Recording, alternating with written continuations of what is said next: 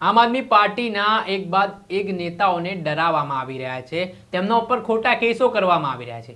આ શબ્દ છે આમ આદમી પાર્ટીના નર્મદા જિલ્લાના પ્રભારી તેજસ પટેલના। તેઓ દ્વારા કહેવામાં આવ્યું છે કે રોડ રસ્તાનો મામલો હોય, નકલી સરકારી કોલેજો પકડાવાનો મામલો હોય, જ્યારે આમ આદમી પાર્ટીના નેતાઓ હોય, ધારાસભ્યો હોય, તે અવાજ ઉઠાવે છે તો તેમને એનકેન પ્રકારે હેરાન પરેશાન કરીને તેમના ઉપર ખોટા કેસો કરવામાં આવે છે।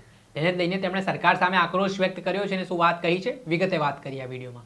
વૈષ્ણવજન તો તેને કહીએ જે પીડ પરાઈ જાનાને રે। નમસ્કાર દર્શક મિત્રો, નવજીવન ન્યૂઝમાં આપનું સ્વાગત છે। હું છું ફૈઝાન। કચ્છ જિલ્લાના ગાંધીધામમાંથી ઝડપાયેલી નકલી ઈડીના મામલામાં એક બાદ એક ખુલાસાઓ થઈ રહ્યા છે।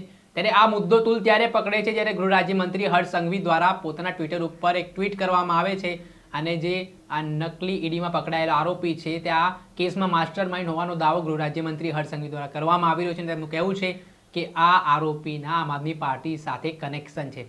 આ સમગ્ર ઘટનાના સંદર્ભમાં પછી આમ આદમી પાર્ટીના નેતા ગોપાલ ઇટાલિયા તેમજ મનોજ સોરાઠિયાનું નામ પણ ચર્ચામાં આવે છે, જેમાં કચ્છ એસપી દ્વારા કહેવામાં આવ્યું છે કે આ લોકોની પણ પૂછપરછ કરવામાં આવશે। ત્યારે આમ આદમી પાર્ટીના નેતાઓની પણ પ્રતિક્રિયા આવવાની શરૂઆત થઈ ગઈ છે। નર્મદા જિલ્લાના આમ આદમી પાર્ટીના પ્રભારી તેજસ પટેલ આ ઘટનાથી બરોબરના રોષે ભરાયા છે। તેમનું કહેવું છે કે આમ આદમી પાર્ટીના નેતાઓ છે તે લોકોના માટે લડી રહ્યા છે, લોકોના અવાજ બની રહ્યા છે, તો તેમને એનકેન પ્રકારે સત્તા પક્ષ દ્વારા દબાવવામાં આવી રહ્યા છે, તેમને ખોટા કેસમાં ફસાવવામાં આવી રહ્યા છે। વાત કરીએ તો તેમણે ડેડિયાપાડાના આમ આદમી પાર્ટીના ધારાસભ્ય વિશે વાત કરતા કહ્યું કે થોડાક સમય પહેલા ધારાસભ્ય ચૈતર વસાવા દ્વારા જે રોડ રસ્તાઓ નહોતા બનતા હતા તેને લઈને અવાજ ઉઠાવ્યો, આંદોલન કરવાની ચીમકી આપી। સાથે જ ભરૂચમાં જે આ બેફામ બનેલા ડમ્પરો છે, ખનીજ માફિયાઓ બેફામ બન્યા છે, તેમની સામે જ્યારે ધારાસભ્ય ચૈતર વસાવાએ બંધ પોકાર્યો તો ત્યારે પણ પોલીસ દ્વારા ખોટા કેસો કરવામાં આવ્યા। એટલું જ નકલી કોલેજો પકડવામાં આવી તો તે અલગ અલગ પ્રકારે વિવિધ કેસો છે તે ધારાસભ્ય સામે કરવામાં આવ્યા છે। ત્યારે હવે જે નવો એક મુદ્દો સામે આવ્યો છે, જેમાં આમ આદમી પાર્ટીના નેતા ગોપાલ ઇટાલિયા અને મનોજ સોરાઠિયા ઉપરની પૂછપરછની વાત કહેવાઈ રહી છે, તેને લઈને તેજસ પટેલે શું પ્રતિક્રિયા આપી છે તે સાંભળી લો। સવાલ છે ગુજરાતની જનતાને કે ગુજરાતની રાજનીતિ જેના હાથમાં આપણે સોંપી છે તો શું એ યોગ્ય રાજનીતિ કરી રહ્યા છે? શું ગુજરાતના વિકાસમાં રાજનીતિ કરી રહ્યા છે? જનતાની સમસ્યાઓ ઉકેલવા માટે રાજનીતિ કરી રહ્યા છે કે એમનું ટાર્ગેટ ખાલી ને ખાલી આમ આદમી પાર્ટીના નેતાઓ જે જનતાની સમસ્યાને વાચા આપી રહ્યા છે તેને રોકવાનું કામ કરી રહ્યા છે? ડેડિયાપાડાના ધારાસભ્ય જનનાયક ચૈતરભાઈ વસાવા જે નકલી કચેરીઓ, નકલી નર્સિંગ સંસ્થાઓ ઉઘાડી પાડી જનતાના સમર્થનમાં આવી અને જનતાને ન્યાય આપવાનો પ્રયત્ન કરી રહ્યા છે, સારા રસ્તા જનતાને મળે એ માટે આંદોલનો કરી રહ્યા છે, તો એમની પર વિવિધ કેસ કરીને એમને ફસાવવાનો પ્રયત્ન કરી હેરાન કરવાનો પ્રયત્ન કરવામાં આવી રહ્યો છે। શું આ યોગ્ય છે? જનતાનો અવાજ ઉઠાવી રહ્યા છે, નથી જોઈ શકાતું? એવા જ અમારા બીજા આગેવાનો, અમારા નેતા એવા ગોપાલ ઇટાલિયાજી અને મનોજ સોરઠિયાજીને કચ્છના નકલી ઈડી અધિકારીના કેસમાં સંડોવણી હોવાનું કહીને બદનામ કરવામાં આવી રહ્યા છે।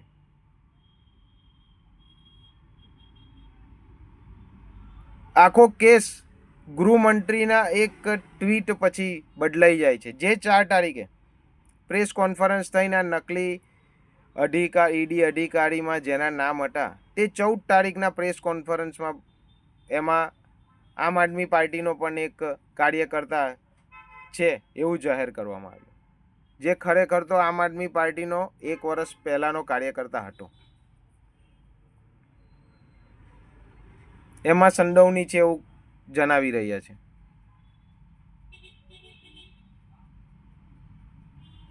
અમારા નેતાઓ ભણેલા ગણેલા છે, અમારી પાસે સત્તા નથી,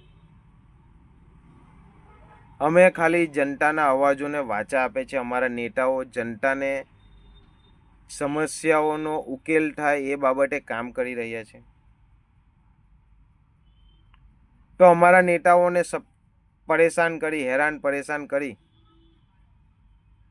અમારો અવાજ જે દબાવવાનો તમે પ્રયત્ન કરો છો તે અવાજ દબાવવાનો નથી। અમે હજારો લોકો અમારા નેતાઓ સાથે છે, અમે ચૈતરભાઈ વસાવા, ગોપાલ ઇટાલિયાજી, મનોજ સોરઠિયા, ઈસુદાન ગઢવી સાથે જ છે, હટાને રહીશું. અમે આવી રીતે ખોટા કેસો કરવાથી ગભરાવાના નથી, ડરાવાના નથી. અમારું નામ આવી રીતે બદનામ થવાનું નથી. અમે સાચા હટા છે ને રહીશું. જય હિન્દ.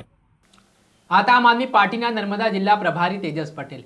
તેઓ આ મામલે ખૂબ જ રોષે ભરાયા છે અને તેમનું કહેવું છે કે એક આવા દબાવવાનો પ્રયાસ સત્તા પક્ષ દ્વારા કરવામાં આવી રહ્યો છે. લોકોના અવાજ માટે આમ આદમી પાર્ટી દ્વારા લડત ચલાવી રહી છે તેવો તેમનો દાવો છે.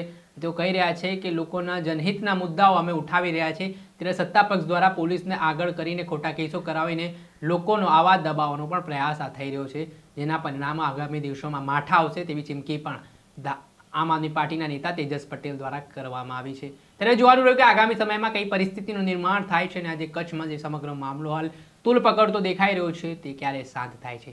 દર્શક મિત્રો, નવજીવન ન્યૂઝને આપ લાઈક કરી લો, સબસ્ક્રાઇબ કરી લો અને શેર કરવાનું ભૂલતા નહીં. વૈષ્ણવજન તો તેને કહીએ જે